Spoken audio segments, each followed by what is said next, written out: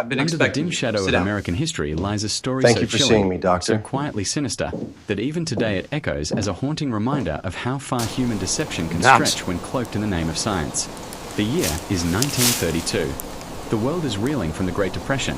Families are torn apart by hunger, and in a small Alabama town, a group of men, ordinary farmers, sharecroppers, fathers, and sons, step forward to accept what they are told is a gift: free medical care.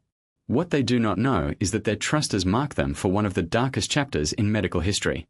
It is here, in Tuskegee, that the seeds of deception are planted, and for 40 long years they will grow in silence, watered by lies and fertilized by the cold detachment of government scientists. This is not a story of war crimes in a distant land, nor atrocities committed under foreign regimes. This is America's secret, an experiment carried out not in the hidden dungeons of a dictatorship but in the daylight of a democratic nation. The victims are not prisoners of war, but citizens, exploited because of their race, their poverty, and their lack of power. It is this disturbing truth that sets Tuskegee apart, a calculated choice to treat human beings as disposable subjects in the pursuit of knowledge. The experiment was not hidden behind barbed wire. It was hidden behind promises of medical help, treatment, and care that never came. Imagine being told by men in white coats that you suffer from bad blood, a phrase vague enough to inspire fear yet simple enough to seem believable.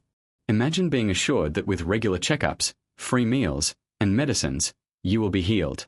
But the reality is that nothing being given to you is meant to cure. Instead, every appointment, every test, every injection is a performance, part of a larger script written to watch how your illness will slowly destroy you. You are not a patient. You are data. And your suffering is not a tragedy to those observing. It is a measurement. The horror of Tuskegee does not rest solely on the suffering of the men involved, but in the careful, deliberate web of deception. Scientists and officials did not stumble into error. They chose silence. They chose to watch, not act. They chose to let men die in agony, even as a cure became available. And for decades, the outside world had no idea. While families mourned in small Alabama homes, researchers built careers, published papers, and claimed authority. The language of medicine became a mask that concealed something far more sinister, a violation of the most basic trust between healer and patient. For the people of Macon County, these men were not faceless subjects. They were fathers who worked the fields, husbands who dreamed of providing for their families, sons who carried the weight of their communities. Their lives were as ordinary as any, yet they were stripped of dignity in the name of progress. Each man who sat in the doctor's office, rolled up his sleeve, and placed his life into the hands of professionals, did so with faith, a faith that was betrayed with every passing year of silence. Why does this matter now? Because the Tuskegee experiment is not just a relic of the past. It is a mirror held up to society's darkest impulses. It asks uncomfortable questions. How far will institutions go when they believe the ends justify the means? Who is deemed expendable in the name of science? And perhaps most haunting of all, could it happen again, hidden beneath the promises of progress and the veil of authority? These questions linger because Tuskegee was not an isolated mistake. It was the product of a system that valued power and knowledge over human life. As we peel back the layers of this story, we are forced to confront not only the actions of individuals but the complicity of an entire structure. Government agencies, doctors, and universities all played their part. Silence from those who knew better was as lethal as the disease itself. The Tuskegee experiment becomes, therefore, not just a story of suffering, but a story of betrayal. Betrayal by a nation that claimed liberty and justice while secretly sacrificing its most vulnerable citizens. This documentary will take you through the world of 1932, into the lives of the men who trusted too much, and through the corridors of power where decisions were made that would doom them. We will explore how medical science, once a promise of hope, became a weapon of deception. And as the narrative unfolds, it will not only recount the events but immerse you in the chilling reality of how easily truth can be twisted, how deeply trust can be broken, and how long it can take for the full weight of injustice to surface. This is not simply a story about syphilis or medical research. It is a story about deception, planned, executed, and maintained for 4 decades. It is a story about power unchecked, ethics ignored, and lives devalued. The men of Tuskegee did not volunteer to die for science. They were never given that choice. Instead, they were trapped in a study where their illness was their sentence, their pain was the experiment, and their deaths were the data. The curtain now begins to lift on what would later be called one of the most shameful chapters in American medical history. The year is 1932, and in Tuskegee, Alabama, the experiment has begun. America in 1932 was a nation suffocating under the crushing weight of the Great Depression. Unemployment rates soared to unprecedented levels, banks collapsed overnight, and entire families found themselves wandering the roads in search of work or food. Cities were filled with breadlines, and rural towns, especially in the South, were drowning in poverty. Against this backdrop of desperation, Tuskegee, Alabama, sat quietly in Macon County, a predominantly black community where most men worked the soil as sharecroppers, barely surviving on meager harvests and unfair contracts. For them, life was already a daily struggle against hunger, illness, and systemic oppression. It was within this fragile setting that the stage was set for one of the most sinister experiments in American history. Segregation defined every corner of Southern life. Jim Crow laws divided schools, neighborhoods, hospitals, even water fountains. Black men and women were treated as second-class citizens, their voices silenced by laws designed to uphold white supremacy. In healthcare, the inequality was even starker. Access to medical treatment was scarce, and the few facilities available to black citizens were underfunded and understaffed. Illness spread easily in communities with little to no sanitation infrastructure, and the very idea of receiving consistent medical care felt like a luxury few could dream of. The perfect breeding ground for exploitation was already in place: poverty, racial disenfranchisement, and desperation. Within Macon County, syphilis was rampant. The disease, devastating in its progression, was poorly understood by most rural citizens. Symptoms could remain hidden for years before suddenly erupting into neurological collapse, blindness, or death. Many locals attributed illness to vague concepts like bad blood, a catch-all term used to describe fatigue, anemia, or any number of chronic conditions. This lack of medical understanding made the community vulnerable to authority figures who claimed to have answers. When government doctors arrived offering free healthcare, men who had lived their entire lives without reliable treatment saw it as nothing short of salvation. The Federal Public Health Service was searching for a natural laboratory to study syphilis, and Macon County provided exactly that. Here was a population poor enough to accept any offer of help, isolated enough to remain under observation, and disenfranchised enough to prevent any meaningful resistance. The tragedy of Tuskegee was not born in a vacuum. It was made possible by the conditions of the era. Economic despair left men willing to trust anyone who promised food or medicine. Social hierarchies ensured their voices carried little weight, and systemic racism allowed officials to justify their exploitation under the guise of scientific advancement. At the same time, American medicine was undergoing a transformation. The early 20th century had seen major breakthroughs, but it had also witnessed shocking lapses in ethics. The obsession with progress often overshadowed concern for patients' rights. Medical schools conducted questionable experiments, and poor or minority communities were frequently treated as expendable. The Tuskegee study did not represent a sudden betrayal. It was the logical outcome of a system that placed knowledge above humanity. It revealed the darker side of a profession that, while promising healing, often rationalized cruelty in the name of discovery. In the broader cultural landscape, trust in government programs was uneven. For many black communities, the memory of slavery and ongoing oppression meant that authority figures were often viewed with suspicion. Yet at the same time, survival demanded compromise. When doctors from the Public Health Service appeared, they carried the authority of the state, the prestige of medical science, and the promise of aid that no one else was offering. For families barely able to feed themselves, the chance at free medical care, even if poorly understood, was worth seizing. The decision to participate was less about choice and more about necessity. Meanwhile, national conversations about race further reinforced the conditions that allowed Tuskegee to begin. In the 1930s, eugenics still influenced public policy and academic thought. Many scientists openly believed in racial hierarchies, arguing that black populations were biologically inferior. These beliefs gave cover to experiments that devalued black lives under the justification that they were serving a greater good. The men in Tuskegee were not viewed as individuals with families, hopes, and futures. They were framed as a collective problem to be studied, measured, and written about in medical journals. Within this atmosphere of despair, inequality, and flawed science, the Tuskegee experiment was born. In 1932, the Public Health Service initiated what was described to the community as a treatment program. In reality, it was a carefully constructed lie. Recruitment posters promised free medical exams, meals, and burial insurance. Doctors reassured men that their bad blood would be treated. And with trust born from desperation, Hundreds signed up. They did not know they were stepping into a role designed not to heal them but to let their disease progress unchecked for decades. The contrast between the suffering of these men and the ambitions of those who studied them could not have been starker. While families hoped for relief from relentless poverty and illness, government scientists saw only opportunity. Every cough, every fever, every death was data to be recorded. And the rural silence of Tuskegee ensured that few would ever hear the truth. In a nation obsessed with recovery from economic collapse, the plight of poor black farmers in Alabama was easily ignored. By understanding the social and political conditions of 1932, we see that the Tuskegee study was not a sudden aberration but a calculated exploitation of a vulnerable community. It grew from a soil of poverty, watered by racism, and sustained by the desperation of men who had nowhere else to turn. This was the world into which the experiment was born, a world where deception could flourish unchecked because the men of Tuskegee had little power to question, and even less power to resist.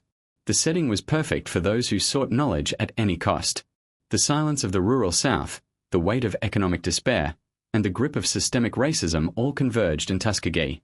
And as the experiment began, the men who believed they were receiving help could not know that they were stepping into a carefully laid trap, one that would span 40 years, claiming lives, spreading trauma, and leaving behind a legacy that still haunts America today.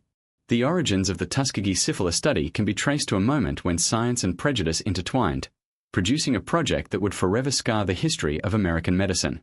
By 1932, the United States Public Health Service was desperate to understand syphilis in its most destructive form.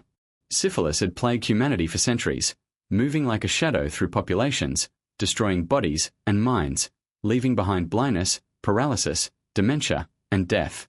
Yet despite its devastation, the disease carried with it a deep stigma, often tied to morality and sexuality. Treating syphilis was difficult, expensive, and often dangerous before the arrival of penicillin. For researchers eager to map the disease's natural course, what they needed was a population large enough, poor enough, and vulnerable enough to be observed over time. The idea was simple, though sinister. If a group of men could be studied from infection through death, scientists would gain invaluable knowledge about how syphilis progressed. But instead of finding volunteers who understood the risks, the Public Health Service designed an experiment rooted in deception. Tuskegee, Alabama, provided the perfect stage. This rural black community, crippled by poverty and plagued by disease, became the chosen ground for a project that would masquerade as medical aid but in reality was a death sentence disguised as care.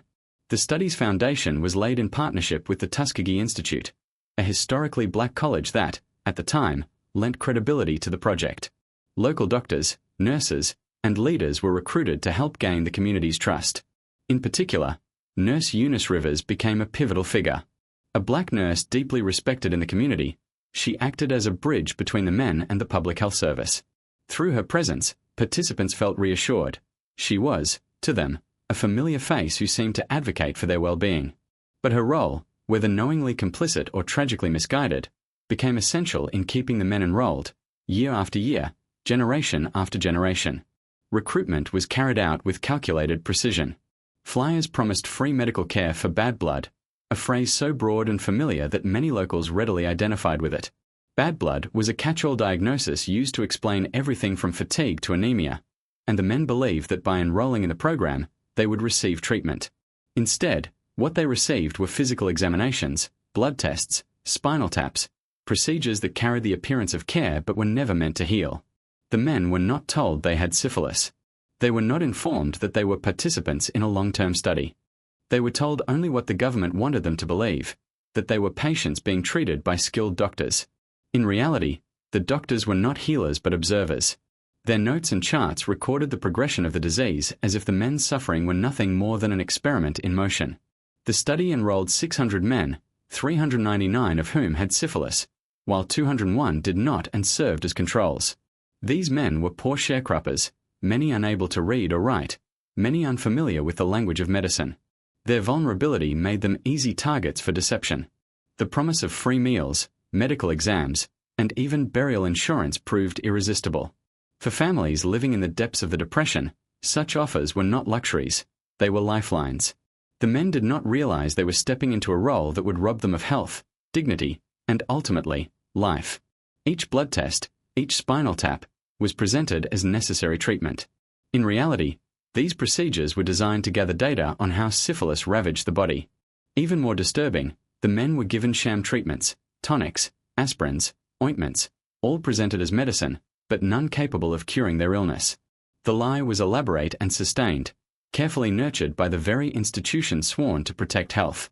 Behind the project was a twisted justification. Officials believed they were conducting important science that could one day benefit humanity. The rationale was steeped not only in scientific ambition but also in the racist assumption that black bodies were suitable vessels for such a study. Many researchers of the time openly held the belief that black people were biologically different, that their suffering was somehow less significant, and that their bodies were ideal for observing disease without the ethical complications that might arise if white patients were involved. These views, rooted in eugenics and systemic racism, shaped the very foundation of the Tuskegee study. Documents from the early years reveal how deliberate the deception was. Memos discussed not whether the men should be informed, but how best to keep them in the dark. Officials knew exactly what they were doing. They referred to spinal taps, a painful procedure, as special free treatment to encourage compliance. They discussed strategies to maintain the illusion of care while ensuring the men never received anything that might cure them. The experiment was not a mistake or oversight. It was a calculated betrayal designed from the beginning. At the heart of this origin story lies the cold logic of scientific curiosity unchecked by ethics. The researchers wanted to watch syphilis unfold in real time, to track its damage across decades, to publish their findings in journals and conferences. And they did. Papers based on Tuskegee data appeared in prestigious medical journals throughout the 1930s and 1940s, lending credibility to the project and solidifying careers. Yet behind every statistic, every chart, and every conclusion was a man slowly losing his health, his mind, and his life, all without ever knowing he was a subject, not a patient. For the community of Tuskegee, the arrival of government doctors felt like hope. But that hope was an illusion carefully crafted to ensure cooperation. The study's origins, cloaked in promises of care, reveal the most disturbing element of all, the betrayal of trust. Trust between patient and doctor, between citizen and government, between human being and institution. By manipulating that trust, the Public Health Service secured decades of data, but at the cost of countless lives and generations of pain. The Tuskegee study did not begin as an accident, nor as a misunderstood project. It began with clear intentions, detailed planning, and a decision to deceive.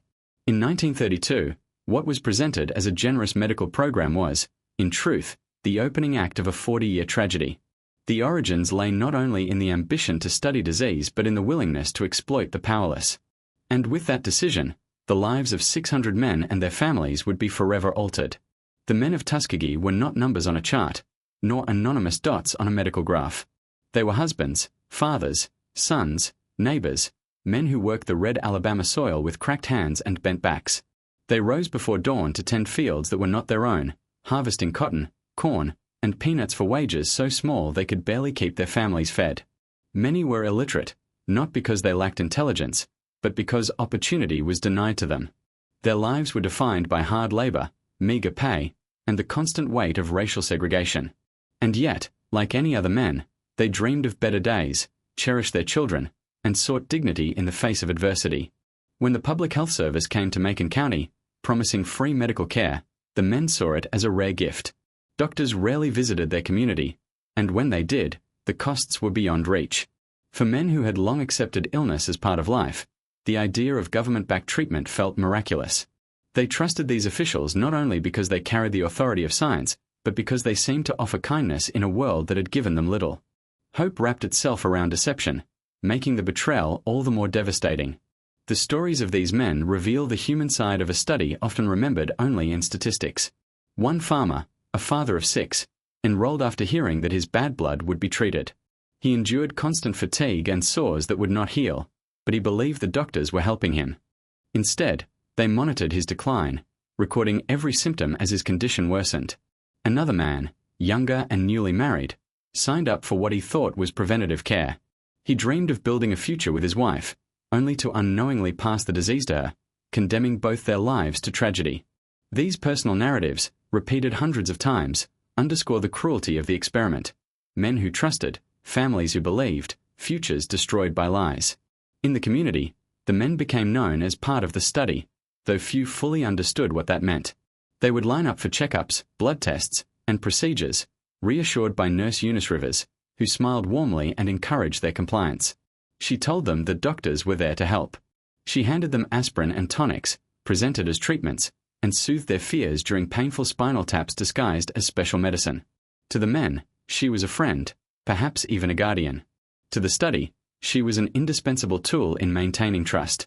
Through her presence, the illusion of care persisted, binding the men ever tighter to the experiment. What makes the tragedy more haunting is the deep trust the men placed in the medical profession. For generations, African Americans in the South had been excluded from quality health care. Hospitals often refused them, and black doctors were too few and underfunded to meet the need. Thus, when the government arrived, it carried an aura of authority that seemed untouchable. To challenge a doctor's word was unthinkable, especially when cloaked in the language of science. The men, accustomed to being dismissed and ignored in nearly every other aspect of life, believed they had finally been chosen for something good. That belief became their undoing. The experiment not only harmed the men but rippled through their families. Wives, unknowingly infected, bore children who inherited the disease. Sons grew up watching fathers weaken, unable to work the fields as they once had. Daughters saw mothers grow sick and families sink deeper into poverty. The men of Tuskegee did not suffer alone. Their pain became generational. The study turned entire households into unknowing participants, ensuring that the legacy of deception stretched far beyond the 600 men enrolled. Despite their suffering, the men were not silent victims. Oral histories reveal moments when participants questioned why their treatments never cured them, why their health continued to decline. But each time, their doubts were soothed by reassurances from doctors or Nurse Rivers. In a world where questioning authority often brought punishment, their voices could go no further. The men's suspicions were drowned in a sea of lies carefully maintained by those in power. As the years went on, the men became accustomed to the routine of examinations and checkups. It was a ritual woven into their lives. The bus rides to the clinics, the endless tests, the small tokens of compensation like free meals or funeral benefits. These gestures, though meager, reinforced the illusion that the government cared for them. In truth, these offerings were nothing more than bait, keeping the men tethered to a study that valued their disease more than their dignity. To fully understand the human dimension of Tuskegee, one must picture these men not as faceless victims but as individuals with hopes and burdens. Imagine a father coming home from a day of ploughing fields, sitting at a table with his children, believing he was receiving care that might prolong his life. Imagine his wife watching him grow weaker, wondering why the treatments never seemed to work, but trusting the doctors who insisted everything was under control. Imagine a son watching his father decline, not realizing he would inherit not only his father's landlessness but also his father's disease. These scenes played out in countless homes, each a silent tragedy unfolding beneath the shadow of a false promise. The cruelty of Tuskegee lies in its intimacy. These were not strangers plucked from faraway lands but men rooted in a single community, known by name, seen in church, working the same soil as their neighbors. Their suffering was witnessed daily, yet explained away as the course of illness rather than the result of deliberate neglect. The study's architects did not merely exploit a population, they infiltrated the lives of men who had little to give but their trust. The men of Tuskegee stand today as symbols of betrayal, not because they were passive or naive, but because they were deliberately misled by a system designed to exploit their vulnerability. They remind us that injustice often hides not in overt cruelty but in the quiet manipulation of hope. Their names may not appear in history books, but their stories echo through every discussion of medical ethics, every cautionary tale of human experimentation. In remembering them, we acknowledge more than their suffering. We acknowledge their humanity, their labor, their families, their trust. They were not test subjects, they were men whose lives were stolen by deception. And as the experiment moved forward, their individual tragedies were buried under piles of data and scientific papers. But behind every statistic, every line in a medical journal, there was a man who once believed he was being healed. That truth makes the Tuskegee study not only a scientific scandal but a human one, carved into the lives of men who simply wanted care and instead found betrayal. Medical deception sits at the very heart of the Tuskegee syphilis study. What makes this experiment not only infamous but uniquely horrifying is the way in which treatment was not simply denied, it was actively replaced with lies. From the very beginning, the men were told they were being cared for, that their mysterious illness known locally as bad blood was being treated by skilled professionals. Yet every appointment, every pill, every injection was an illusion. The reality was cruelly simple. They were never meant to be cured. Their role was to suffer, to deteriorate, and ultimately to die, all while believing they were under the protection of medical science. Syphilis, left untreated, is one of the most destructive diseases known to medicine.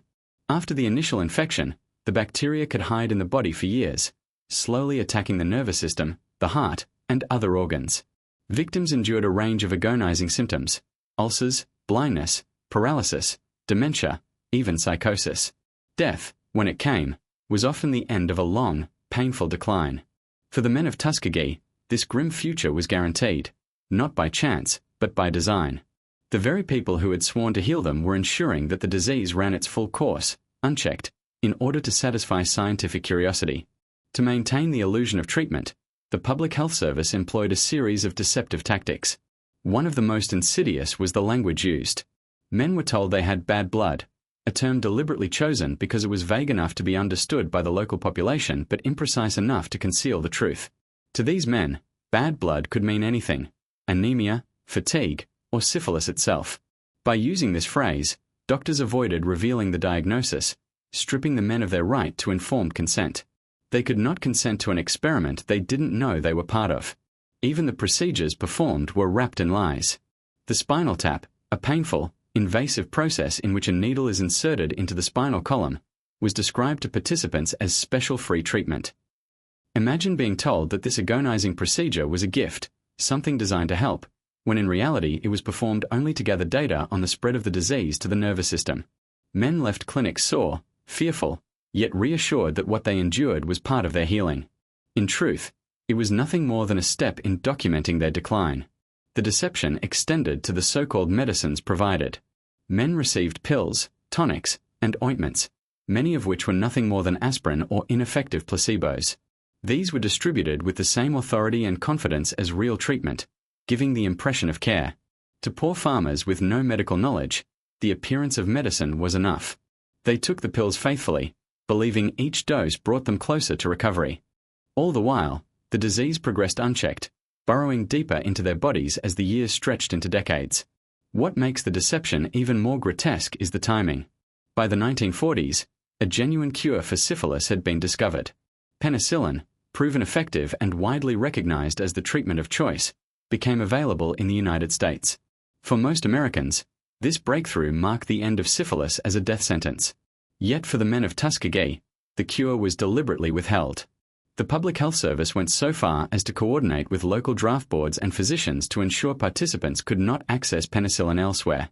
Letters were sent warning doctors not to treat the men, keeping them tethered to the experiment. In the name of science, officials actively blocked life-saving treatment, ensuring that death remained inevitable. The cruelty of withholding penicillin cannot be overstated. Imagine living in constant pain, watching your body betray you, and knowing that somewhere out there was a cure, but it was being denied because someone in power decided your suffering was more valuable than your survival. This was not negligence. It was not oversight. It was a deliberate decision, reaffirmed again and again as the decades passed. The men of Tuskegee were not forgotten by accident. They were held in place by calculated deception. The methods of deception were reinforced by trusted figures within the community. Nurse Eunice Rivers, who served as the constant presence in the study, became central in maintaining trust.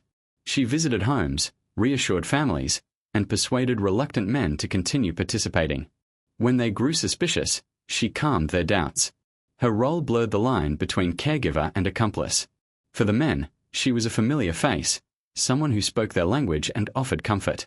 But her presence also allowed the study to continue unchecked, because through her, the illusion of care was never broken. Perhaps most chilling of all were the autopsies. Men were promised burial insurance if they stayed in the study, a small but meaningful comfort for families who feared the costs of funerals. In exchange, officials secured permission to examine the men's bodies after death. Even in their final moments, the men of Tuskegee were treated as data points. Their deaths were not mourned by the researchers. They were opportunities for measurement, another layer of information in the pursuit of knowledge. The promise of dignity in burial became just another deception, one final betrayal after a lifetime of lies. The Tuskegee study revealed not only the cruelty of medical deception but the cold efficiency with which it was carried out. Every aspect of the men's experience was engineered to reinforce trust while ensuring ignorance. Language, procedures, medicine, and community figures all played roles in sustaining the illusion. This was not chaos, It was design. And the longer it continued, the more it revealed the chilling priorities of those in power, that the suffering of hundreds of men, and the collateral damage to their families, was acceptable if it produced scientific data. The legacy of this deception is staggering. It demonstrated how fragile trust can be when placed in institutions that value discovery over humanity. It showed that the power imbalance between doctor and patient can be weaponized, turning care into exploitation. And it underscored a truth that still resonates today, that when marginalized communities are denied transparency and dignity, they are left vulnerable to abuses that masquerade as progress. For the men of Tuskegee, the reality was simple yet devastating. They believed they were patients. They were, in fact, subjects. They believed they were being healed. They were, in fact, being studied as their health collapsed. They believed the government had come to help. The government had come to deceive. And as the decades passed, the disease claimed their bodies while the lie claimed their trust, leaving behind a legacy of pain that cannot be measured in charts or data, but only in the broken lives it left behind. The Tuskegee syphilis study was built on more than lies and broken promises. It was also fueled by the cold pursuit of science. To understand why the Public Health Service justified decades of deception, one must first understand the scientific obsession with syphilis itself. In the early 20th century, syphilis was one of the most feared diseases in the world. It was called the Great Imitator because its symptoms mimicked so many other conditions. It could cause rashes, fevers, ulcers, or neurological collapse. Left untreated, it attacked the nervous system and vital organs, leading to paralysis, blindness, dementia, and death. Its unpredictable course fascinated researchers who sought to map every stage of the disease in painstaking detail. For physicians in the 1930s, there was a problem. Treatments for syphilis were limited, expensive, and often dangerous. Before penicillin, the main therapies were arsenic-based drugs like salvarsan or painful mercury rubs. These treatments were toxic, required multiple sessions, and often did more harm than good. Many patients abandoned them halfway through, leaving doctors frustrated by incomplete cases. What researchers wanted was an unbroken picture of syphilis in its natural form, a group of patients who would never receive treatment, whose bodies could reveal the disease from beginning to end. Tuskegee, with its impoverished and marginalized population, became the laboratory they were searching for. The science behind the study was framed in cold, clinical terms. Researchers divided the men into two groups, 399 with syphilis and 201 without, who would serve as controls. They meticulously recorded blood samples, physical exams, and medical histories. Each symptom was catalogued: ulcers on the skin, neurological tremors, heart murmurs, gradual blindness. To the men, these visits felt like treatment. To the scientists, they were data points on a graph, proof of how syphilis eroded the human body over time. The progression of the disease, normally hidden by sporadic medical interventions, unfolded in real time before their eyes. The stages of syphilis became the study's grim roadmap. In the primary stage, sores known as chancres appeared at the site of infection. In the secondary stage, rashes covered the body, sometimes accompanied by fever, sore throat, and fatigue. These symptoms might vanish, lulling patients into a false sense of recovery. But syphilis was only retreating deeper, entering its latent stage, when no outward symptoms appeared but internal damage continued silently. Finally, years or even decades later, came tertiary syphilis, the most destructive phase. It ravaged the brain, the heart, and the nervous system, causing insanity, strokes, organ failure, and death. For the researchers in Tuskegee, every phase was an opportunity to observe. For the men, it was a death sentence disguised as care. Medical journals at the time praised the study for its scale and longevity.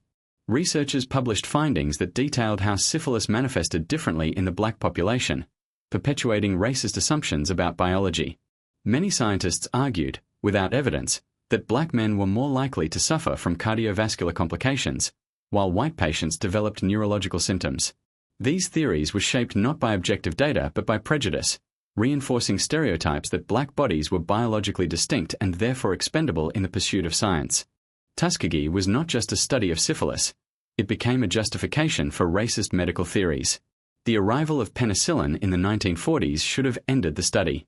Penicillin was hailed as a miracle drug, curing syphilis quickly and safely. But the Public Health Service saw this breakthrough not as a solution, but as a threat. If the men were cured, the study's decades-long dataset would be ruined. Instead of providing treatment, officials doubled down on their deception. They actively worked to prevent the men from accessing penicillin. Notices were sent to local doctors, instructing them not to treat participants.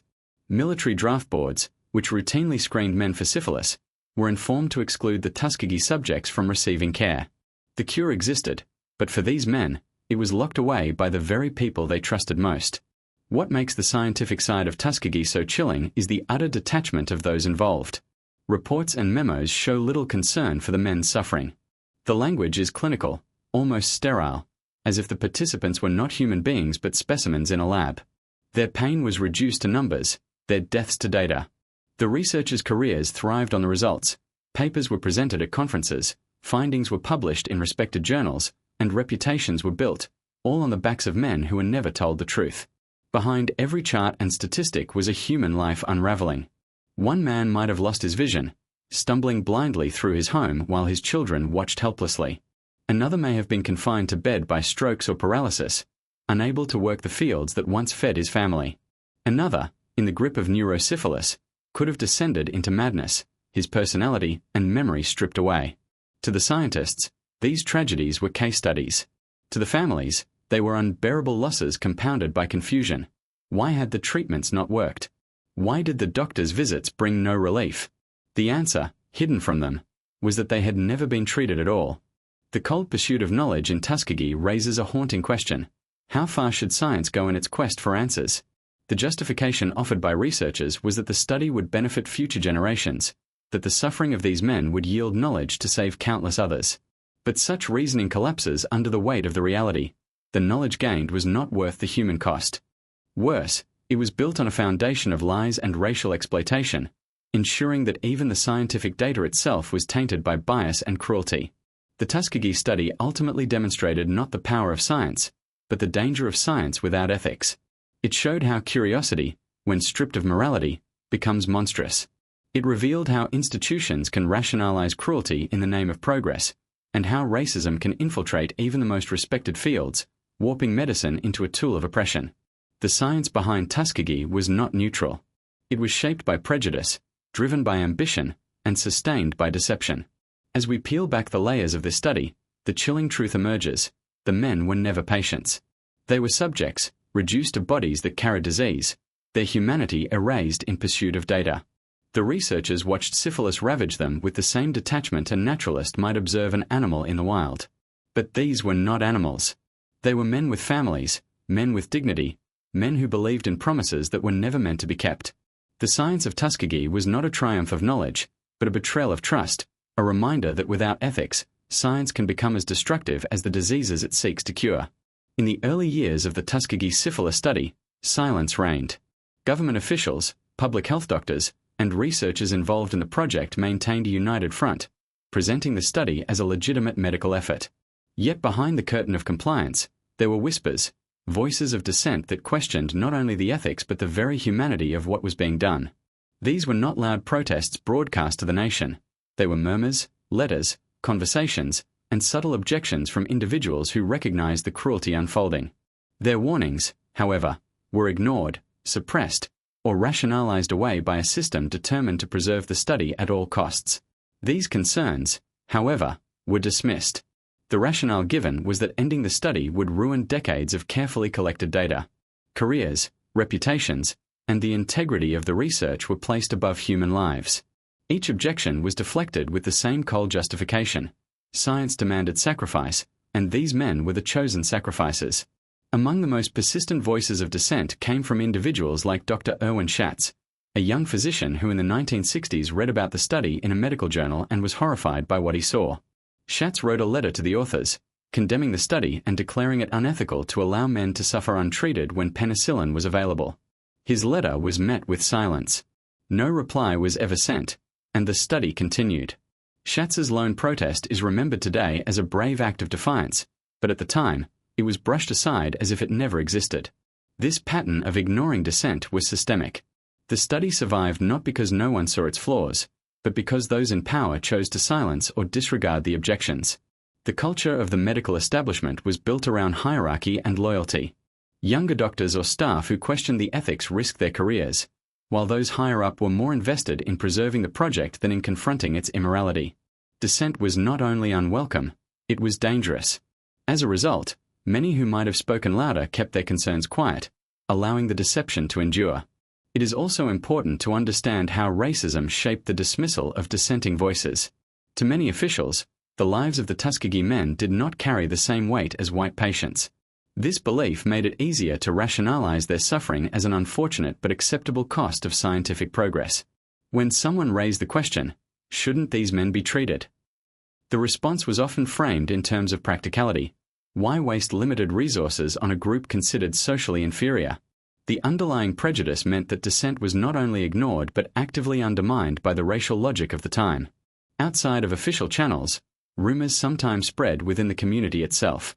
Some participants began to suspect that they were not receiving real treatment. They questioned why their health never improved, why their wives and children also became sick. But in a society where challenging white authority could bring severe repercussions, these suspicions remained whispers within homes and churches. Nurse Eunice Rivers, with her trusted role, played a central part in quieting these doubts, reassuring the men that the doctors were doing what was best. Her reassurances effectively smothered the small sparks of dissent within the community, keeping the illusion intact. The tragedy of these silenced voices lies in the fact that the experiment could have ended decades earlier. If the early objections had been heeded, if the warnings had been amplified instead of ignored, countless lives could have been saved. Yet the bureaucracy of silence, the institutional machinery that prioritized reputation, funding, and racial bias over morality, ensured that the whispers never grew into shouts. By the time dissent finally broke through in the 1970s, generations had already suffered. The persistence of the Tuskegee study illustrates how powerful institutions can absorb and neutralize dissent. A letter of protest can vanish in a drawer. A concerned doctor can be dismissed as naive. A questioning nurse can be reassured into complicity. The machinery of deception is strongest not because no one resists, but because it knows how to silence resistance before it grows. Tuskegee is a chilling case study in how ethical concerns, when unheeded, become ghosts, haunting reminders of opportunities lost. In retrospect, the voices of dissent serve as moral anchors. They remind us that not everyone was blind to the cruelty, that even in a system built on deception, some individuals recognize the truth. Their protests, though ignored, stand today as proof that there were always choices. The government and medical establishment could have chosen to listen. They could have ended the study when penicillin became available. They could have treated the men honestly and humanely. Instead, they chose silence. And in that silence, the suffering continued. The whispers of dissent in the Tuskegee study echo across time as both warnings and indictments. They warn us that silence in the face of injustice is complicity. They indict a system that values data over dignity, careers over compassion, and reputation over responsibility. The men of Tuskegee were not only betrayed by those who deceived them, but also by those who recognized the wrong and allowed it to continue. In the long shadow of this experiment, we are left with the haunting truth. Dissent existed, but it was not enough to pierce the walls of deception. By the 1960s, America was changing. The civil rights movement was reshaping the nation, demanding justice, equality, and accountability from institutions that had long thrived on silence. Yet in Tuskegee, Alabama, the study that had begun in 1932 continued, hidden in plain sight. The men were still being examined, still deceived, still denied treatment, even as the outside world celebrated scientific progress and social change. But cracks were beginning to appear in the silence. These cracks, born of conscience, would eventually grow into the fissure that shattered the study forever. The first tremors came from within the medical establishment itself. In 1966, a young venereal disease investigator named Peter Buxton joined the U.S. Public Health Service. Buxton was tasked with handling complaints from patients about treatments for sexually transmitted diseases. As part of his job, he began reading internal reports and medical literature on ongoing research projects. It was there, buried among dry statistics and clinical jargon, that he stumbled upon references to the Tuskegee study. At first, he assumed it must have been an old project, a relic of a darker time. But as he dug deeper, the horrifying truth became clear. The study was not only ongoing, but officials intended to let it continue until every participant had died and autopsies could be performed. Shocked, Buxton raised his concerns with his superiors.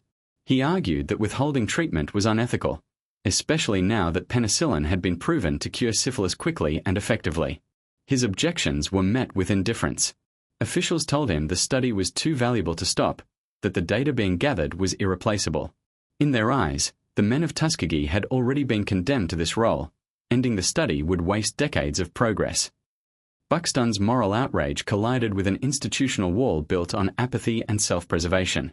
Frustrated but undeterred, Buxton continued to press the issue. In 1968, he formally filed a complaint within the Public Health Service, outlining the ethical violations of the study. Once again, his complaint was dismissed. The justification remained the same. The study was too important to abandon. Bureaucratic language masked a monstrous truth.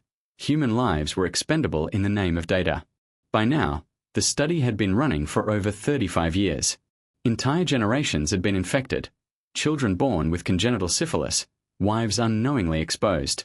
Yet to the officials, the men were still subjects, not patients, and their suffering still just numbers on a chart. As the 1970s approached, the national atmosphere made it harder for such injustices to remain hidden. The civil rights movement had exposed the depth of systemic racism in America. The Vietnam War had eroded public trust in government institutions. Universities and activists were questioning authority more loudly than ever before. In this climate of skepticism, Buxton realized that internal complaints would never be enough. The truth had to reach the public. In 1972, he took a step that would change history. He leaked the details of the Tuskegee study to a reporter at the Associated Press. On July 25, 1972, the story broke. Syphilis victims in U.S. study went untreated for 40 years, the headline read. The article laid bare the full horror of the experiment. Hundreds of poor black men deliberately denied treatment for syphilis, their lives sacrificed for scientific curiosity. The revelations were shocking, not only because of the cruelty involved but because the study had continued for so long, under the oversight of government agencies, without public knowledge. The reaction was immediate and explosive. Newspapers across the country picked up the story, sparking outrage among readers. Civil rights leaders condemned the study as yet another example of how America devalued black lives. Communities already suspicious of the medical establishment now had proof of betrayal. The study's very existence confirmed their worst fears, that doctors could not be trusted, that government programs carried hidden dangers, and that promises of care might mask sinister motives. The exposure of Tuskegee came at a time when the nation was already grappling with deep mistrust in authority. The Pentagon Papers had recently revealed government deception in Vietnam, and the Watergate scandal was beginning to unravel. Against this backdrop, the Tuskegee revelations struck a raw nerve. If the government could lie about war and politics, why not medicine? If men could be left to die in Alabama, what else was being hidden? The study became a symbol of betrayal, a glaring example of how far institutions could go when shielded from accountability. In Congress, hearings were called to investigate. Families of the Tuskegee men stepped forward, their voices trembling with grief and anger. Wives describe how they, too, had been infected, how children had been born sick. Sons spoke of fathers who had wasted away, never knowing the truth. The human toll, laid bare in testimony, pierced through the sterile language of science and forced the nation to confront the reality of what had been done. These were not faceless subjects. They were men with families, whose suffering had been calculated and prolonged by those in power. The whistleblowing of Peter Buxton stands as a turning point in the story. Without his persistence, the Tuskegee study might have continued even longer, hidden beneath layers of bureaucracy and silence. His actions highlight the critical role of conscience in the face of institutional wrongdoing. Yet his struggle to be heard also underscores how resistant systems can be to self-correction. For 6 years, his protests were ignored. It took the power of the press, the court of public opinion, and the rising tide of social justice movements to finally bring the truth into the light. The 1972 expose marked the beginning of the end for the Tuskegee study, but it was also the beginning of a new era of mistrust. Communities that had long suspected injustice in medicine now had irrefutable proof. The betrayal of Tuskegee would cast a shadow over public health for generations, shaping how medical research was perceived, particularly among African Americans. The cracks that began with one whistleblower became a flood that swept away decades of secrecy, but the damage done was irreversible. In the unraveling of the Tuskegee study, we see the power of truth to break silence, but also the cost of how long that truth was suppressed. The 1960s and 1970s exposed not only the horrors of the experiment but the fragility of trust between citizens and their government. By the time the study ended, The voices that had once been whispers had become a national outcry. But for the men of Tuskegee and their families, the revelation came too late. Their lives had already been consumed by lies, their futures stolen in the name of science. The cracks in the silence eventually destroyed the Tuskegee study, but they also left behind a scar that would never heal. The whistleblower, the journalists, the families who spoke out, all played their part in revealing the truth. Yet the question that lingers is haunting. How many lives could have been saved if those cracks had opened sooner? The Associated Press story of July 25, 1972, detonated like a bomb. For 40 years, the Tuskegee syphilis study had operated in secrecy, shielded by bureaucratic indifference and the complicity of the medical establishment. But now, the silence was broken, and the public was confronted with the unthinkable. Their government had knowingly allowed hundreds of men to suffer and die from a curable disease, all in the name of science. The national outrage that followed was immediate, visceral, and unstoppable. It was not just the story of untreated syphilis, it was the story of deception, betrayal, and the systemic devaluation of black lives in America. Headlines across the country captured the horror. Newspapers ran scathing editorials condemning the public health service and demanding accountability. Radio broadcasts relayed the shocking details into homes across America. Television news programs showed the faces of the survivors and their families, juxtaposed with cold government statements that tried, and failed, to justify the study. For many Americans, it was their first direct encounter with the depth of institutional racism in medicine, and the revelations were sickening. The outrage was magnified by timing. In 1972, the United States was already engulfed in scandals that eroded trust in government. Watergate was unfolding, exposing corruption at the highest levels. The Vietnam War had left citizens cynical about official narratives. Against this backdrop, the Tuskegee revelation struck a deeper chord. Here was proof that the government was not only lying but willing to sacrifice its own citizens. To the African American community, the news confirmed long-held suspicions that the medical system could not be trusted. To white America, it was a shocking indictment of institutions they had assumed were guided by ethics and humanity. Congress wasted no time in launching hearings. Survivors of the study, some frail and ill, were brought forward to testify. Their words cut through the clinical jargon that had dominated discussions of Tuskegee for decades. They spoke of doctors they trusted, treatments they thought they were receiving, and the devastation of discovering it had all been a lie. Wives and children testified too, describing how they had contracted syphilis from their husbands, how their families had been destroyed by illness and poverty. The hearings painted a picture of not just individual suffering but generational trauma, a wound passed down from father to son, mother to child. Lawmakers, confronted with undeniable evidence of abuse, demanded answers from the Public Health Service and the Department of Health, Education, and Welfare. Officials scrambled to defend themselves, claiming that the study had once been justified by the standards of the 1930s, and that ending it earlier would have undermined scientific data. These excuses rang hollow. The presence of penicillin since the 1940s, the intentional withholding of treatment, and the deception of participants all proved that the study was not merely outdated but deliberately cruel. The hearings revealed a chilling truth. The experiment had continued not because of ignorance, but because of indifference. Civil rights leaders seized on the revelations as further evidence of systemic racism in America. Organizations like the NAACP and the Southern Christian Leadership Conference denounced the study, demanding justice for the victims and reforms to prevent such abuses from ever happening again. Black newspapers, such as the Chicago Defender and the Pittsburgh Courier, ran searing commentary, connecting Tuskegee to the broader legacy of slavery, segregation, and exploitation. In churches across the South, pastors preached about betrayal and demanded that the government repent. The outrage was not just about Tuskegee, it was about centuries of broken promises to black Americans. The families of Tuskegee did not remain silent. In 1973, a class action lawsuit was filed on behalf of the survivors, their wives, and children. The case, Pollard versus United States, sought $1.8 billion in damages, citing negligence, deceit, and violation of constitutional rights. The government, eager to stem the public relations disaster, settled the case in 1974 for $10 million. Survivors received lifetime medical benefits, as did their wives and children who had been infected.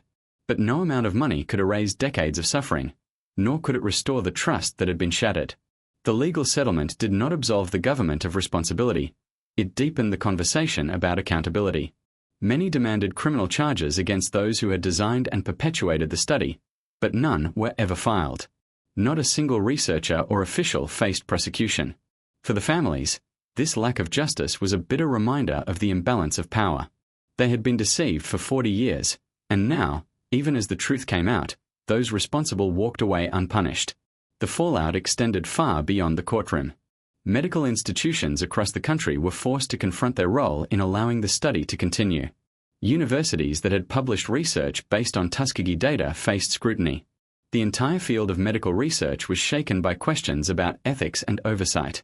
Out of this reckoning came the creation of new safeguards, the National Research Act of 1974, which mandated the establishment of institutional review boards, IRBs, to oversee research involving human subjects. These reforms were designed to ensure that no experiment could be conducted without informed consent, transparency, and accountability. Yet while reforms addressed the structure of research, they could not mend the human damage. In African American communities, the Tuskegee study became a symbol of betrayal, a story passed down through generations as proof that the medical establishment could not be trusted. This legacy contributed to widespread suspicion of doctors, hospitals, and government health programs. Decades later, during the AIDS crisis of the 1980s and even the COVID-19 pandemic, public health officials found themselves battling not just disease but the ghost of Tuskegee, a lingering mistrust born of lies. For survivors, the national outrage was both vindication and torment. They had always trusted the doctors, believed the promises, endured the pain. Now, the world finally knew the truth. But for many, the recognition came too late. They were already dying from complications of untreated syphilis, their families already scarred by the disease. The anger of the nation could not reverse their fate. Their stories became part of a larger narrative, not just of medical malpractice, but of systemic racism and the dangers of unchecked authority. The national outrage over Tuskegee reshaped America's understanding of ethics, race, and trust. It showed that the line between healer and deceiver could be crossed with shocking ease, and that institutions could betray the very people they were sworn to serve. It forced Americans to confront uncomfortable truths, that racism was not confined to the South or to politics, but had infected even the most respected halls of science and medicine. By the time the hearings ended and the settlement was reached, the Tuskegee study had become more than an experiment. It was a symbol of betrayal, of exploitation, and of the fragile nature of trust. The national outrage was not just about what had been done, but about what it revealed, that in the pursuit of knowledge, humanity itself had been abandoned. The Tuskegee syphilis study cannot be understood solely through the lens of science or politics. At its core, it is a story of human beings whose lives were torn apart by deception. Behind every chart, every medical report, every coldly written paper in a scientific journal stood a man whose body was slowly unraveling, a wife whose health was stolen, a child born with a disease that should never have been theirs. The human toll of Tuskegee was not confined to the men enrolled in the study. It radiated outward like ripples in a poisoned pond, infecting families, crippling communities, and leaving scars that would endure for generations. For the men themselves, the suffering was intimate and relentless. They endured the ravages of untreated syphilis, painful ulcers, deteriorating bones, blindness, paralysis, and the cruel descent into neurosyphilis, which robbed them of memory and reason. Some lost their ability to work, leaving their families without income. Others became withdrawn and unrecognizable to their loved ones as dementia and psychosis set in. These men were not nameless test subjects. They were farmers, laborious, husbands, fathers. Each decline marked not only a personal tragedy but the collapse of entire households dependent on them for survival. The wives of Tuskegee bore a different kind of torment. Unknowingly infected by their husbands, they carried the disease into their own bodies, suffering miscarriages, stillbirths, and the agony of syphilitic complications. Some endured years of deteriorating health, never understanding why their conditions worsened despite the assurances of doctors. For them, the betrayal cut even deeper. They had trusted their husbands' words when they said the doctors were helping. They had trusted the white-coated men who handed them bottles of tonics and tablets. In reality, their marriages had become conduits for a disease that was deliberately left unchecked. Perhaps the most haunting legacy of Tuskegee rests with the children. Congenital syphilis, passed from mother to child, resulted in infants born blind, with deformities, or suffering from seizures and developmental delays. Some children died in infancy. Others grew up carrying the weight of a disease that could have been prevented with a simple injection of penicillin. Generations were marked not just by grief but by physical reminders of the study's cruelty. These children never agreed to be part of any experiment, yet they were bound to its consequences from the moment of birth. The trauma extended beyond the physical. Psychological wounds festered in families who discovered, often too late, that their loved ones had been betrayed. Imagine the devastation of a son who learns that his father's illness was not natural misfortune, but the result of government deception. Imagine the anger of a wife who realizes that her suffering, and the suffering of her children, was caused not by fate but by the deliberate withholding of treatment. The weight of this revelation was crushing, leaving many families in disbelief, rage, and despair. For them, the Tuskegee study was not an abstract scandal, it was a personal nightmare. Communities in Macon County carried the collective burden. As men grew sicker and families weakened, poverty deepened. Farms went untended, children dropped out of school to help support households, and medical mistrust grew like a poison in the soil. Even after the study was exposed, its legacy continued to fracture relationships between black communities and the medical system. Rumors spread, stories were passed down, and the memory of betrayal became ingrained in the culture. The Tuskegee study was not just an experiment on individuals, it was an assault on an entire community's trust and stability. Oral histories reveal the quiet resilience of survivors, but also their deep pain. Some men expressed shame, feeling they had been duped, made fools of by doctors who wore the mask of authority. Others simply could not comprehend why the government would do such a thing. Their confusion was perhaps the cruelest part of all. Even when the truth came out, the betrayal was too vast, too senseless to fully grasp. For many survivors, their final years were spent wrestling not only with illness but with the unbearable knowledge that they had been lied to for decades. The numbers themselves tell a grim story. Out of the 399 men with syphilis, countless died prematurely from complications of the disease. Dozens of wives were infected. At least 19 children were born with congenital syphilis, though researchers suspect the number may have been higher. Behind each statistic was a face, a name, a family forever changed. The toll cannot be measured only in lives lost but in the potential future stolen, the crops never harvested, the children never educated, the dreams never realized because disease and deception had consumed them. Even after the study was revealed, the damage could not be undone. Penicillin was finally offered to surviving participants, but for many, it was too late. The disease had advanced beyond cure, leaving only suffering to be managed. Lawsuits brought some financial compensation, but no settlement could restore what had been lost. Money could not bring back fathers who had died in confusion, wives who had wasted away, or children who had suffered needlessly. The payments, though significant on paper, felt hollow compared to the generations of agony that had been inflicted. The human toll of Tuskegee extends even further, into the realm of collective memory. Within African American communities, the story of Tuskegee became a warning, passed from elders to youth. Do not trust the doctors, do not trust the government, do not believe the promises of those in power. This mistrust continues to shape decisions about healthcare today, influencing attitudes toward vaccinations, clinical trials, and medical research. The shadow of Tuskegee lingers, not as a distant history, but as a living wound carried across generations. In examining the toll, one truth becomes inescapable. The men of Tuskegee were robbed not only of their health but of their agency. They were denied the dignity of choice. Had they been told the truth, some might still have chosen to participate, understanding the risks. But they were never given that chance. Instead, their bodies became canvases on which doctors painted their theories, their lives reduced to experiments in suffering. Their families became collateral damage in a project that valued data over humanity. The tragedy of Tuskegee is not just that men died from syphilis. It is that they died believing they were being helped, while in reality they were being watched, measured, and catalogued like specimens. Their wives wept, their children struggled, their communities bore the weight, and still the doctors kept silent. The human toll was not just physical or psychological, it was existential. It struck at the very meaning of trust, of care, of what it means to be human in the hands of another. The story of Tuskegee's victims is a story of broken lives and broken trust.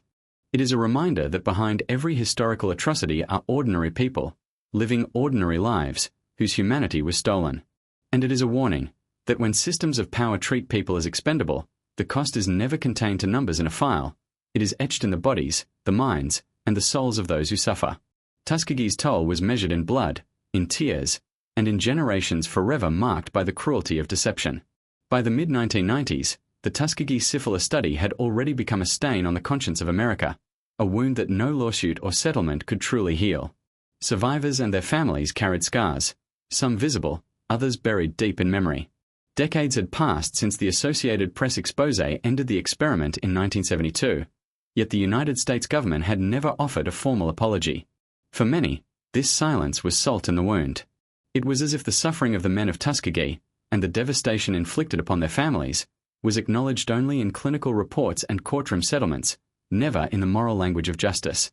That would finally change in 1997, when the highest office in the land publicly admitted what had been done and asked for forgiveness. President Bill Clinton, standing in the White House before a group of survivors and their descendants, delivered words that history had long demanded. He acknowledged that the Tuskegee study was wrong, not just misguided, not just outdated, but morally indefensible. What was done cannot be undone, he said, but we can end the silence. We can stop turning our heads away. We can look at you in the eye, and finally say, on behalf of the American people, what the United States government did was shameful, and I am sorry. For the men seated before him, frail, elderly survivors who had endured the slow cruelty of untreated syphilis, the apology was a moment of recognition, decades overdue. The ceremony was more than symbolic. It was a national reckoning. Survivors who had once been treated as data points were now treated as witnesses, their pain honored in front of the world. Their families, too, were acknowledged. Wives who had been infected, children born with congenital syphilis, generations who had carried the burden of betrayal. Clinton's words did not erase the injustice, but they gave it a voice, placing the government's guilt squarely in the public record. For the first time, the men of Tuskegee were not subjects of an experiment. They were victims of injustice recognized by their nation. But even as the apology rang across television screens, questions lingered. Could words heal wounds that had been festering for over 60 years? Could an apology restore trust in communities where faith in medicine had been shattered? Many survivors and descendants appreciated the gesture, but they also recognized its limitations. An apology did not cure the disease. It did not bring back the dead. It did not erase the years of suffering endured in silence while the world looked away.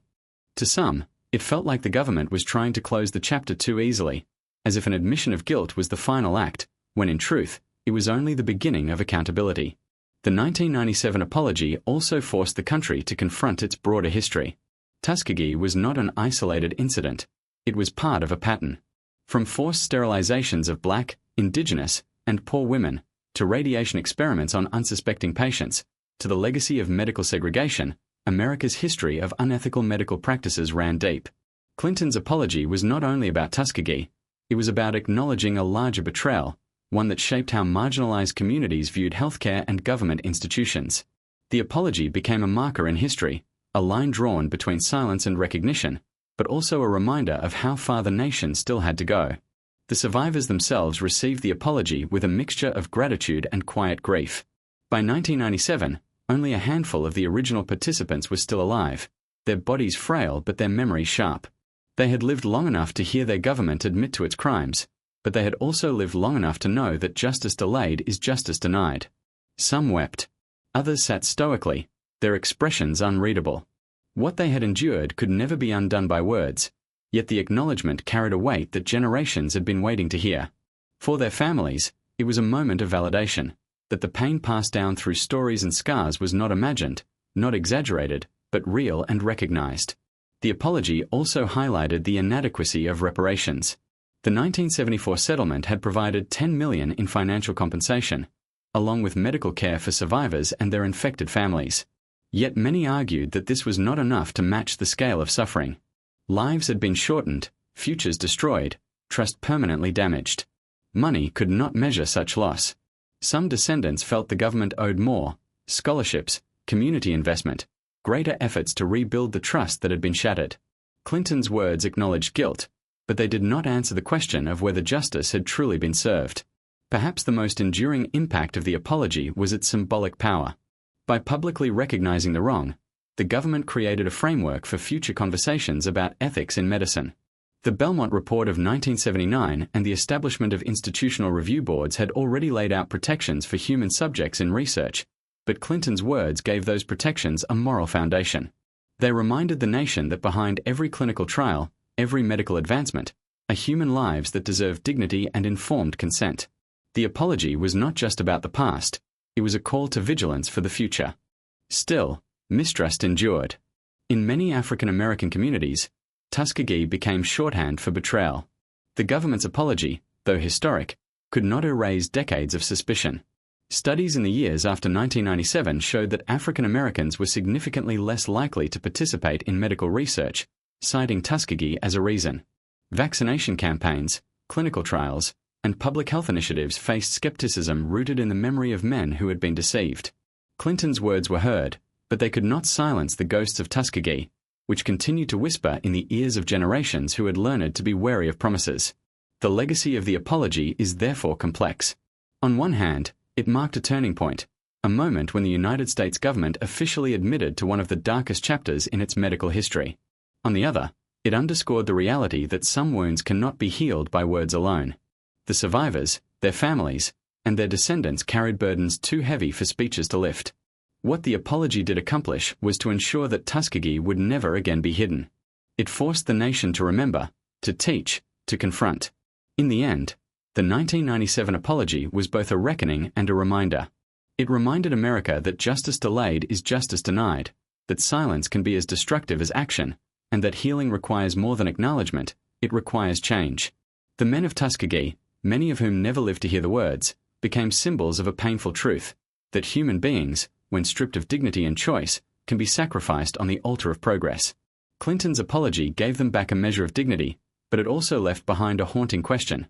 Can true justice ever be achieved when lives have already been lost, futures already stolen? The Tuskegee syphilis study did not end in 1972 with newspaper headlines, or even in 1997 with a presidential apology. Its true ending is ongoing, written in the safeguards, the mistrust, and the uneasy lessons that continue to shape medicine today.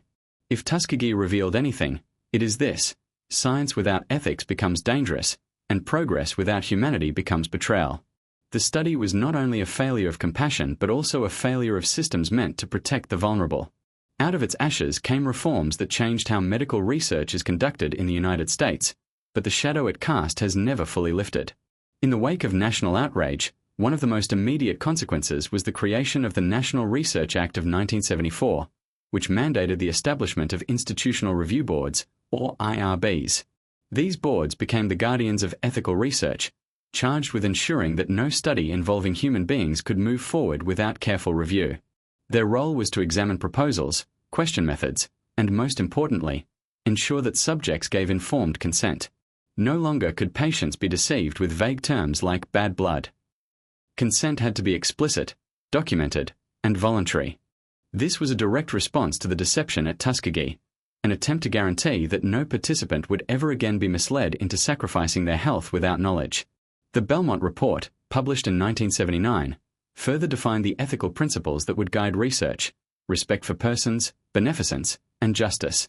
Respect meant that individuals must be treated as autonomous agents, with full understanding of what they agreed to. Beneficence meant that research had to maximize benefits while minimizing harm. Justice meant that the burdens and benefits of research had to be fairly distributed, ensuring that marginalized communities were not singled out for exploitation. These principles were, in many ways, an indictment of Tuskegee, which violated each one with brutal clarity. Yet while reforms built safeguards into the structure of research, they could not erase the scars of history. The mistrust seeded in Macon County spread across the nation, especially within African American communities. For many, Tuskegee became the ultimate cautionary tale, proof that the government, the medical establishment, and science itself could not be trusted. This mistrust continues to echo through time. During the AIDS crisis, many African Americans questioned whether the virus itself was the product of government experimentation. During vaccination campaigns, skepticism often traced back to what they did at Tuskegee. Even during the COVID-19 pandemic, references to the study resurfaced as communities weighed the risks of trusting public health officials. The lessons of Tuskegee were not just about ethics, they were about perception, about how once trust is broken, it may never be fully restored. For medical professionals, Tuskegee became a warning etched into training and education. Students in medical and public health programs are taught about it not simply as history, but as a moral compass. The case is dissected in ethics courses, presented as the example of what happens when ambition eclipses humanity. It is invoked to remind future doctors and researchers that the pursuit of knowledge must never come at the expense of dignity and life. The study's lessons are grim, but necessary, forcing each new generation of scientists to grapple with the darker chapters of their field. At the same time, Tuskegee remains a reminder of how easily systems can fail. Institutional safeguards can only function if people within them are willing to listen, to speak up, to act when something is wrong. The study endured for 40 years not because no one saw the problem, but because those who did were silenced or ignored. The lesson, then, is not only about creating structures like IRBs, but about fostering cultures of accountability where dissent is valued and ethical concerns are prioritized. Without this cultural change, even the best safeguards can be circumvented. There is also a broader societal lesson that marginalized communities are often the first to suffer when power goes unchecked. Tuskegee happened because the men were poor, black, and voiceless within the structures of 1930s America. Their vulnerability made them easy targets, their silence easy to maintain. The study forces us to ask, who, today, carries that same vulnerability? Who might be at risk of exploitation in the name of progress? These questions are uncomfortable, but they are essential, because Tuskegee was not an aberration. It was a reflection of a society willing to devalue certain lives for the supposed benefit of others. As we reflect on Tuskegee's legacy, one truth becomes clear. Remembering is itself a form of justice. To forget would be to risk repeating the same mistakes, to allow ambition once again to blind compassion. The story of Tuskegee must be told, again and again, not only to honor those who suffered but to remind us that ethics are not optional. They are the foundation of medicine. Science cannot claim to heal while it deceives. Research cannot claim to serve humanity while it sacrifices the vulnerable. Progress cannot be measured by discoveries alone, but by the dignity with which those discoveries are made. The men of Tuskegee never volunteered to be martyrs for medical ethics. They wanted healing, not history. They wanted care, not betrayal. Yet their suffering has become a cautionary tale that now shapes the very systems that once exploited them. It is a bitter legacy, born of pain, but one that forces society to confront the darkest corners of its pursuit of knowledge. In the end, the Tuskegee syphilis study leaves us with questions that cannot be easily answered. Can apologies truly mend the wounds of betrayal? Can reforms fully prevent future abuses? Can trust, once shattered, ever be restored? The answers may never be complete. What remains is the responsibility to remember, to teach, and to remain vigilant. Because the lesson of Tuskegee is not only about what was done in the past, it is about what could be done again if silence is allowed to take the place of conscience. The final lesson is simple, yet profound. Science without ethics is not progress. It is deception. And the men of Tuskegee, who suffered in silence for decades, remind us that the cost of forgetting this truth is measured not in theories or statistics, but in human lives.